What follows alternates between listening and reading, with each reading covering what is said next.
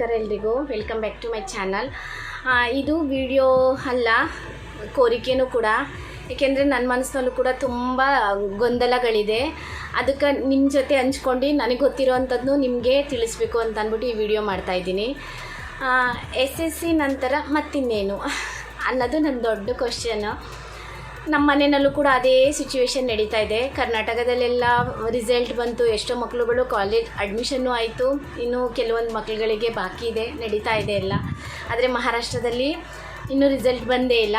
ಗೊತ್ತಿಲ್ಲ ಎಷ್ಟು ಪರ್ಸೆಂಟೇಜ್ ಬರುತ್ತೋ ನನ್ನ ಮಗಳಿಗೆ ಅಂತ. 85 ಬರುತ್ತೋ, 95 ಬರುತ್ತೋ, 80 ಬರುತ್ತೋ, 90 ಬರುತ್ತೋ, ನನಗಂತೂ ಗೊತ್ತಿಲ್ಲ ಫ್ರೆಂಡ್ಸ್. ನಾನು ಮೊದಲು ಕೂಡ ಹಾಗೆ ಹೇಳ್ಕೊಳ್ಳಿಕ್ಕೂ ಆಗೋದಿಲ್ಲ. ಯಾಕೆಂದರೆ 2 ವರ್ಷದಿಂದ ಲಾಕ್ಡೌನ್ ಬಂತು, ಮತ್ತು ಎಕ್ಸಾಮ್ ಕೂಡ ಒಂದು ಕೂಡ ರೈಟಿಂಗ್ ಎಕ್ಸಾಮ್ ನಡೀಲೇ ಇಲ್ಲ ಮಹಾರಾಷ್ಟ್ರದಲ್ಲಂತೂ, ನಡೀಲೇ ಇಲ್ಲ. ಮತ್ತು ಆಫ್ಲೈನ್ ಸ್ಕೂಲು ಕೂಡ ಆಗಲೇ ಇಲ್ಲ. ಎಕ್ಸಾಮ್ ಹತ್ರ ಬಂದಾಗ 1 ತಿಂಗಳ ಹಿಂದೆನೇನೋ ಆಫ್ಲೈನ್ ಶುರು ಮಾಡಿದ್ರು, 1-2 ತಿಂಗಳ ಹಿಂದೆನೋ ಗೊತ್ತಿಲ್ಲ. ನನ್ನ ಮಗಳು ಎಷ್ಟು ತೆಗೆದ್ರು ಕೂಡ ನನಗೆ ಓಕೆನೇ.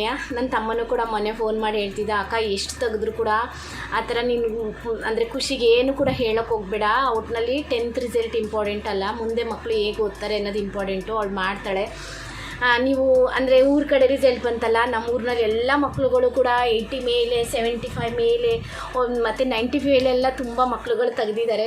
ಅದಕ್ಕೆ ನನ್ನ ತಮ್ಮಂಗೆ ಅಂತಿದ್ದ, ಅವರೆಲ್ಲ ತೆಗ್ದಿದ್ದಾರೆ ಅಂತ ಕಂಪೇರ್ ಮಾಡೋಕ್ಕೆ ಹೋಗ್ಬಿಡಕ್ಕ. ಈಗ ಅವಳಲ್ಲಿರೋ ಟ್ಯಾಲೆಂಟು ಇವ್ರಿಗಿಲ್ದೇ ಇರ್ಬೋದು, ಇವರಲ್ಲಿರೋ ಟ್ಯಾಲೆಂಟು ಅವಳಿಗಿಲ್ದಲೇ ಇರ್ಬೋದು. ಎಲ್ಲ ರಿಸಲ್ಟಲ್ಲೇ ಕಂಪೇರ್ ಮಾಡಲಿಕ್ಕೆ ಆಗೋದಿಲ್ಲ. ಅದರಲ್ಲೂ 10th ರಿಸಲ್ಟಲ್ಲಿ ಎಲ್ಲ ಕಂಪೇರ್ ಮಾಡೋಕ್ಕೆ ಹೋಗೋದಿಲ್ಲ. ನೀವೇನು ಅಂತ ಅನ್ಬೇಡಿ, ಸುಮ್ಮನೆ ಇರಿ ಹಾಗೆ ಹೀಗೆ ಅಂತ ಮೊದಲೇ ಸಮಾಧಾನ ಹೇಳಿದ್ದಾನೆ. ಗೊತ್ತಿಲ್ಲ ನನಗೆ ಎಷ್ಟು ತೆಗಿಬೋದು ಅನ್ನೋದು, ನನಗೂ ಕೂಡ ಐಡಿಯಾ ಇಲ್ಲ. ನೋಡೋಣ. ಆದರೆ ರಿಸಲ್ಟ್ ಮಾತ್ರ ಬಂದಿಲ್ಲ. ನಮ್ಮನೆ ಅಂತೂ ಇಡೀ ದಿನ ಸಂಜೆ ಹೊತ್ತು ಪಪ್ಪ ಹಂಗೆ ಬಂದರೆ ಸಾಕು. ಮತ್ತು ಇಡೀ ದಿನ ಅವ್ರ ಪಪ್ಪ ಬರೋದು ಹೋಗ್ಕೊಳ್ಳಿ, ಇಡೀ ದಿನ ಮಮ್ಮಿ ನಾನು ಏನು ತೊಗೊಳ್ಳಿ. ಕೆಲವೊಂದು ಸಲ ಹೇಳ್ತಾಳೆ ಸೈನ್ಸು, ಮತ್ತಿನ್ನೊಂದು ಸಲ ಹೇಳ್ತಾಳೆ ಕಾಮರ್ಸು. ಅಲ್ಲೂ ಕೂಡ ಮಕ್ಕಳುಗಳಿಗೆ ನಾವು ಹೇಳೋದು ಕೂಡ ಅವ್ರು ಇಷ್ಟಪಡೋದಿಲ್ಲ, ಸಬ್ಜೆಕ್ಟ್ಗಳು ಯಾವ್ದು ತೊಗೋಬೇಕು ಅಂತ. ಅವ್ರಿಗೂ ಕೂಡ ತುಂಬ ಕನ್ಫ್ಯೂಸ್ ಇರುತ್ತೆ. ಇಲ್ಲ ಅಪ್ಪ ಅಮ್ಮ ಹೇಳಿದ್ದು ಕೂಡ ಸರಿ ಅನ್ನೋದಿಲ್ಲ, ಇಲ್ಲ ಅವರು ಕೂಡ ಯೋಚನೆ ಮಾಡೋದಿಲ್ಲ. ಮತ್ತು ಕೆಲವೊಂದು ಫ್ಯಾಮಿಲಿನಲ್ಲಿ ಹೆಂಗಾಗ್ಬಿಡುತ್ತೆ ಅಂದರೆ ಬ್ಯಾಕ್ಗ್ರೌಂಡ್ನಲ್ಲಿ, ಅಂದರೆ ಫ್ಯಾಮಿಲಿ ಬ್ಯಾಕ್ಗ್ರೌಂಡ್ನಲ್ಲೂ ಕೂಡ ಯಾರು ಕೂಡ ತುಂಬ ಎಜುಕೇಷನ್ ಮಾಡಿದ್ದಾರೆ ಅನ್ನೋದು ಇಲ್ಲದೆ ಇದ್ದ ಸಮಯದಲ್ಲಿ, ಮತ್ತು ಫ್ರೆಂಡ್ ಸರ್ಕಲ್ನಲ್ಲೂ ಕೂಡ ಅಷ್ಟು ಗೊತ್ತಿಲ್ಲ ಅನ್ನೋ ಸಮಯದಲ್ಲಿ ಫ್ರೆಂಡ್ಸ್ ಈ ಥರ ಪ್ರಾಬ್ಲಮ್ಗಳು ಇನ್ನೂ ತುಂಬಾ ಆಗ್ತವೆ. ಮತ್ತು ಮಕ್ಕಳುಗಳಿಗೆ 10th ಮುಗಿದ ತಕ್ಷಣ ಈ ಥರ ಟೆನ್ಷನ್ನು ತುಂಬಾ ಆಗುತ್ತೆ. ಮಕ್ಕಳು ಡಿಸೈಡ್ ಮಾಡಲಿಕ್ಕೆ ಆಗೋದೇ ಇಲ್ಲ. ಹಂಗಂತ ಇಲ್ಲ, ಮಕ್ಕಳು ಒಂದೊಂದು ಮಕ್ಕಳುಗಳು ಜಲ್ದಿನೇ ಡಿಸೈಡ್ ಮಾಡಿಬಿಡ್ತಾರೆ. ಮತ್ತು ಇನ್ನೊಂದು ಮಕ್ಕಳುಗಳಂತೂ ಇನ್ನೂ 8th ಓದಬೇಕರ್ಲೇ ನಾನು ಇದನ್ನು ಹಾಕ್ತೀನಿ ಅಂತ. ಆದರೆ ನನ್ನ ಪುಣ್ಯನಂಥ ಮಕ್ಕಳುಗಳು ಡಿಸೈಡ್ ಮಾಡಲಿಕ್ಕೆ ತುಂಬ ಕಷ್ಟ, ತುಂಬ ಕನ್ಫ್ಯೂಸ್ನಲ್ಲಿದ್ದಾಳೆ. ಮಮ್ಮಿ ಏನು ಅಂತ ತುಂಬ ಜನ ಜೊತೆ ಫೋನ್ ಮಾಡಿದ್ಲು, ಚರ್ಚೆ ಮಾಡಿದ್ಲು, ಫ್ಯಾಮಿಲಿಯವ್ರ ಜೊತೆ ಎಲ್ಲ ಮಾತಾಡಿದ್ಲು. ಏನು ತೊಗೊಂಡ್ರೆ ಹೆಂಗಾಗುತ್ತೆ ಅಂತ ಪ್ರತಿದಿನ ಅವಳು ಮೊಬೈಲ್ ಇಟ್ಕೊಂಡಿದ್ದಾಗೆಲ್ಲ ಅದ್ರ ಬಗ್ಗೆನೇ ಸರ್ಚ್ ಮಾಡ್ತಾ ಇರ್ತಾಳೆ. ಏನು ತೊಗೊಳ್ಳಿ, ಯಾವ್ದು ತೊಗೊಂಡ್ರೆ ಸರಿ, ಯಾವ್ದು ತೊಗೊಂಡ್ರೆ ತಪ್ಪು. ಇದೆಲ್ಲ ಹೇಳೋದಕ್ಕಿಂತ ಮೊದಲು ನಾನೊಂದು ಚಿಕ್ಕದಾಗಿರೋದು ಒಂದು ವಿಷಯ ಹೇಳ್ತೀನಿ. ಎದುರುಗಡೆ ಮಂಗಳೂರಿನಲ್ಲಿದ್ದಾರೆ, ತುಂಬ ಚೆನ್ನಾಗಿ ಓದುತ್ತೆ ಹುಡುಗಿ. 10th 96, ಅವ್ರ ಸ್ಕೂಲ್ನಲ್ಲೇ 2nd ರ್ಯಾಂಕ್ ಬಂದಿದ್ಲು.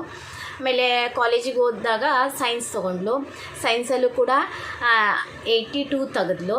82 ತೆಗೆದ್ಬಿಟ್ಟು ಆಮೇಲೆ ಕಾಮರ್ಸಿಗೆ ಹೋದ್ಲು. ಅವಳಿಗೆ ತುಂಬಾ ಕಷ್ಟ ಆಯಿತು. ಈಗ ಆರ್ಕಿಟೆಕ್ಚರಾಗಿ ಜಾಬ್ ಕೂಡ ಮಾಡ್ತಿದ್ದಾಳೆ. ಒಳ್ಳೆ ಜಾಗದಲ್ಲಿ ಜಾಬ್ ಸಿಕ್ಕಿದೆ. ಕಾಲೇಜ್ ಕಡೆಯಿಂದಲೇ ಸೆಲೆಕ್ಟ್ ಆಗಿ ಡೈರೆಕ್ಟಾಗಿ ಜಾಬ್ ಮಾಡ್ತಿದ್ದಾಳೆ. ನಾನೇನು ಹೇಳ್ತೀನಿ ಅಂದರೆ, ನೀನು ಕಾಮರ್ಸ್ಗೆ ಹೋಗಬೇಕು ಅನ್ನೋದಾಗಿದ್ದರೆ ಸೈನ್ಸ್ ಯಾಕೆ ತೊಗೊಂಡೆ, ಕಾಮರ್ಸ್ನೇ ಕಂಟಿನ್ಯೂ ಮಾಡ್ಬೋದಾಗಿತ್ತಲ್ಲ ಅಂತ ನಾನು ಕೇಳ್ತೀನಿ ಅವಳನ್ನ. ನನಗೆ ಏನು ಗೊತ್ತಾ, ನನಗೆ ಯಾರೇ ಸಿಕ್ಕಿದ್ರೂ ಪರವಾಗಿಲ್ಲ ಫ್ರೆಂಡ್ಸ್, ಒಟ್ಟಿನಲ್ಲಿ ಅವರಿಂದ ಏನಾದರೂ ವಿಷಯ ತಿಳ್ಕೊಬೇಕು ಅನ್ನೋದು ನನಗೆ ತುಂಬ ಕುತೂಹಲ. ಅವ್ರನ್ನಂತೂ ಕೊರ್ದು ಹಾಕ್ಬಿಡ್ತೀನಿ. ಮತ್ತು ಅವಳು ಹೇಳಿದ್ಲು, ಆಂಟಿ ನನಗೆ ತುಂಬ ಕನ್ಫ್ಯೂಸ್ ಇತ್ತು, ಸೈನ್ಸಾ ಕಾಮರ್ಸ್ ಅಂತ. ಅದೇನೇ ನೋಡಿ, ಕಾಮರ್ಸ್ ತೊಗೊಂಡು ಸೈನ್ಸ್ಗೆ ಹೋಗೋಕ್ಕಾಗಲ್ಲ, ಸೈನ್ಸ್ ತೊಗೊಂಡು ಕಾಮರ್ಸ್ಗೆ ಹೋಗ್ಬೋದು. ಸ್ವಲ್ಪ ಕಷ್ಟ ಆಗ್ತದೆ. 12th ಪರ್ಸೆಂಟೇಜ್ ಕಮ್ಮಿ ಬರುತ್ತೆ ಸೈನ್ಸ್ ತೊಗೊಂಡಾಗ. ಅವಾಗ ನಾವು ಕಾಮರ್ಸ್ಗೆ ಹೋಗಬೇಕು ಅಂತ ಅಂದಾಗ ಪರ್ಸೆಂಟೇಜು ಕೂಡ ಇಂಪಾರ್ಟೆಂಟ್ ಆಗ್ತದೆ. ಒಳ್ಳೆ ಕಾಲೇಜಲ್ಲಿ ಸೀಟ್ ಸಿಗೋದಿಲ್ಲ. ಮತ್ತಿನ್ನು ಸೈನ್ಸ್ ಓದಿರ್ತೀವಿ, ಕಾಮರ್ಸಿಗೆ ಸೈಡನ್ನಾಗಿ ಹೋದಾಗ ನಮಗೆ ಏನಾಗುತ್ತೆ ಅಂತಂದರೆ ಸ್ವಲ್ಪ ಓದೋದ್ರಲ್ಲೂ ಕೂಡ ಟಫ್ ಆಗ್ತದೆ. ಆದರೂ ಸಹ ಪರವಾಗಿಲ್ಲ, ಏನೋ ಒಂದು ಅಟ್ಲೀಸ್ಟ್ ಸೀಟ್ ಆದರೂ ಸಹ ಸಿಗುತ್ತೆ. ಮೊದಲೇ ಕಾಮರ್ಸ್ ತೊಗೊಂಡು ಆಮೇಲೆ ಸೈನ್ಸ್ ಹೋಗಲಿಕ್ಕೆ ತುಂಬ ಕಷ್ಟ ಆಗ್ತದೆ ಅಂತ ಅವಳಿಂದ ನಾನು ತಿಳ್ಕೊಂಡೆ. ಅಂದರೆ ಅವಳು ಹಾಗೆ ಹೇಳಿದ್ಲು.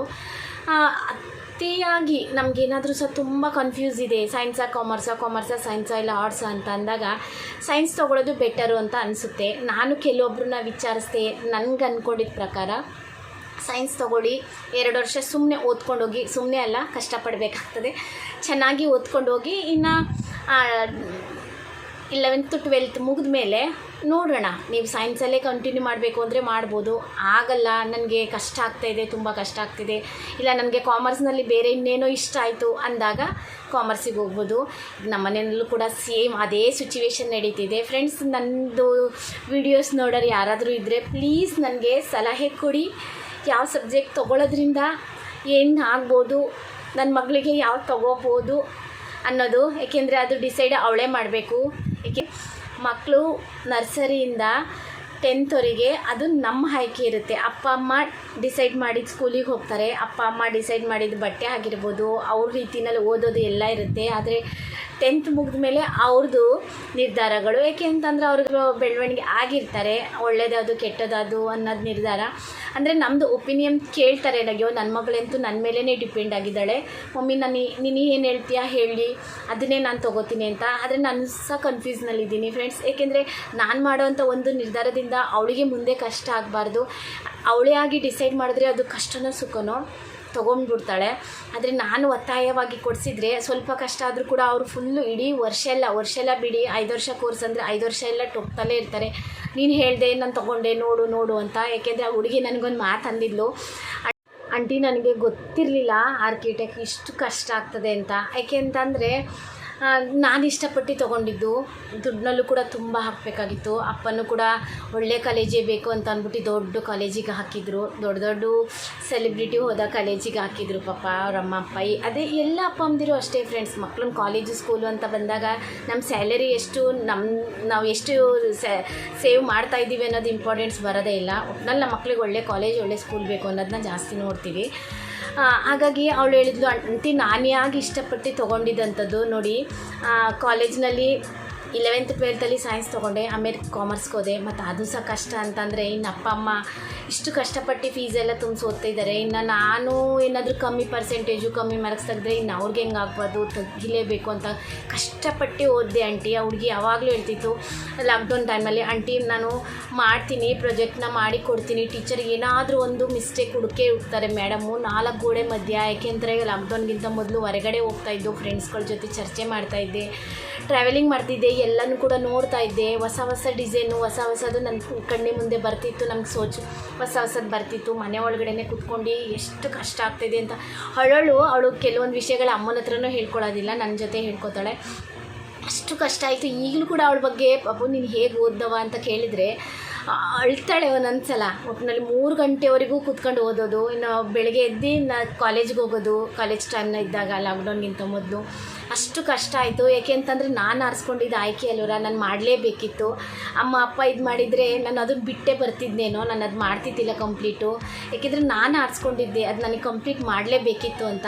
ಈ ಮಾತು ನನ್ನ ತಲೆ ಒಳಗಡೆ ಕೂತಿದೆ. ಅದಕ್ಕೆ ನಾನು ಅನ್ಕೋತಿದ್ದೀನಿ, ಅವಳು ಆರಿಸ್ಕೊಳ್ಳಿ, ಎಷ್ಟೇ ಕಷ್ಟ ಆದ್ರೂ ಮಕ್ಕಳು ಆರಿಸ್ಕೊಂಡಿದ್ದು ಆಯ್ಕೆ ಆದರೆ ಅವರು ದಡ ಮುಟ್ತಾರೆ. ಅದಕ್ಕೆ ಈಗ ನಾನು ಅವಳ ಮೇಲೇ ಬಿಟ್ಟಿದ್ದೀನಿ. ನೀನೇನು ತೊಗೊಂಡ್ರೂ ಪರವಾಗಿಲ್ಲ, ಆರ್ಟ್ಸ್ ತೊಗೋ, ಆರ್ಟ್ಸ್ನಲ್ಲೂ ಕೂಡ ಒಳ್ಳೊಳ್ಳೇದಿದೆ, ಸೈನ್ಸ್ ತೊಗೋ, ಯಾವುದಾದ್ರೂ ತೊಗೋ. ಒಟ್ಟಿನಲ್ಲಿ ನಾವು ಹಿಂದೆಗಡೆ ಬ್ಯಾಕ್ಗ್ರೌಂಡಲ್ಲಿ ಅಂದರೆ ನಿನ್ನಿಂದ ನಿಂತ್ಕೊಂಡು ಸಪೋರ್ಟ್ ಮಾಡಲಿಕ್ಕೆ ನಾವು ರೆಡಿ ಇದ್ದೀವಿ. ನೀನಿಷ್ಟ, ನಿನ್ಗೆ ಏನಾದರೂ ಸದೋಗು ಅಂತ ಅಂದ್ಬಿಟ್ಟು ಹೇಳಿ ನಾನು ಕೂಡ ಅಷ್ಟೇ ಹೇಳಿದ್ದೀವಿ. ಗೊತ್ತಿಲ್ಲ ಫ್ರೆಂಡ್ಸ್, ರಿಸಲ್ಟು 10th ಮೇಲೆ 15 20 ಯಾವಾಗ ಬೇಕಾದರೂ ಕೂಡ ಬರ್ಬೋದು. ಊರ ಕಡೆ ರಿಸಲ್ಟ್ ದಿನ ಅಂತೂ ಎಲ್ಲರೂ ಮೆಸೇಜ್ ಹಾಕೋರು, ಖುಷಿ ರಿಸಲ್ಟ್ ಬಂತ ಅಂತ. ಮಹಾರಾಷ್ಟ್ರದಲ್ಲಿ ರಿಸಲ್ಟ್ ಬಂದಾಗ ನಾನು ನಿಮ್ಮ ಜೊತೆ ಹಂಚ್ಕೋತೀನಿ. ಪ್ಲೀಸ್ ನನಗೂ ಕೂಡ ಸಪೋರ್ಟ್ ಮಾಡಿ ಹೇಳಿ, ಒಟ್ಟಿನಲ್ಲಿ ಏನು ಮಾಡ್ಬೋದು, ಏನು ತೊಗೋಬೋದು ಅಂತ. ನಿಮ್ಮ ಕಡೆಯಿಂದಲೂ ಕೂಡ ನಿಮಗೆ ಗೊತ್ತಿರೋ ಅಂಥದ್ದನ್ನು ನನಗೆ ಕಮೆಂಟ್ಸ್ ಮಾಡಿ ತಿಳಿಸಿ. ನನಗೂ ಕೂಡ ಹೆಲ್ಪ್ ಆಗ್ತದೆ. ಹಾಗಂತಲ್ಲ, ಖಾಲಿ ನನಗೆ ಗೊತ್ತಿರೋಂಥದ್ದನ್ನೇ ನಾನು ನಿಮಗೆ ಹೇಳ್ತೀನಿ ಅಂತಲ್ಲ, ನಿಮಗೆ ಗೊತ್ತಿರೋಂಥದ್ದು ಸಹ ಕಮೆಂಟ್ ಮಾಡಿ ತಿಳಿಸಿ. ಏಕೆಂದರೆ ಮೆಸೇಜ್ ಮಾಡ್ತಾ ಇರ್ತಾರೆ, ತುಂಬ ಜನ ಕಮೆಂಟ್ಸ್ ಮಾಡ್ತಿರ್ತಾರೆ, ಅವರು ಸಹ ಓದ್ತಾರೆ ನಿಮ್ಮ ಒಪಿನಿಯನ್ನು, ಅವ್ರಿಗೂ ಕೂಡ ಹೆಲ್ಪ್ ಆಗ್ಬೋದು. ಫ್ರೆಂಡ್ಸ್, ನಮಗೆ ಗೊತ್ತಿರೋವಂಥದ್ದು ನಾವು ಇನ್ನೊಬ್ರಿಗೆ ಹೇಳ್ಕೊಳ್ಳೋದ್ರಿಂದ ಹೆಲ್ಪ್ ಆಗ್ತದೆ ಅನ್ನೋದಾದರೆ ಅದು ಹೇಳ್ಕೋಬೇಕು. ವಿಡಿಯೋನ ಕೂಡ ನಾನು ಇಲ್ಲಿಗೆ ಮುಗಿಸ್ತಾ ಇದ್ದೀನಿ. ಚಿಕ್ಕ ವಿಡಿಯೋ, ನನ್ನ ಕನ್ಫ್ಯೂಸ್ ವಿಡಿಯೋ. ಪ್ಲೀಸ್ ಸಪೋರ್ಟ್ ಮಾಡಿ. ಈಗೇನೆ ಮುಂದೆನೂ ಕೂಡ ಸಪೋರ್ಟ್ ಮಾಡ್ತಾಯಿರಿ. ಸಬ್ಸ್ಕ್ರೈಬರ್ ಯಾರು ಮಾಡ್ಕೊಂಡು ನೋಡ್ತಿಲ್ಲ ಅಂತಂದರೆ ಪ್ಲೀಸ್ ಸಬ್ಸ್ಕ್ರೈಬ್ ಮಾಡ್ಕೊಂಡು ನೋಡಿ, ಮತ್ತು ವೀಡಿಯೋಸ್ಗಳಿಗೆ ಲೈಕ್ ಮಾಡಿ. ಮತ್ತು ಮುಂದೆ ವೀಡಿಯೋಸ್ಗಳು ಹೇಗೆ ಅನ್ನಿಸ್ತದೆ ಅಂತಲೂ ಕೂಡ ಕಮೆಂಟ್ಸ್ ಮಾಡಿ ನಿಮ್ಮ ಭಾವನೆಗಳನ್ನ. ನನ್ನ ವಿಡಿಯೋ ನೋಡೋರಿಗೆಲ್ಲ ನನ್ನ ಧನ್ಯವಾದಗಳು.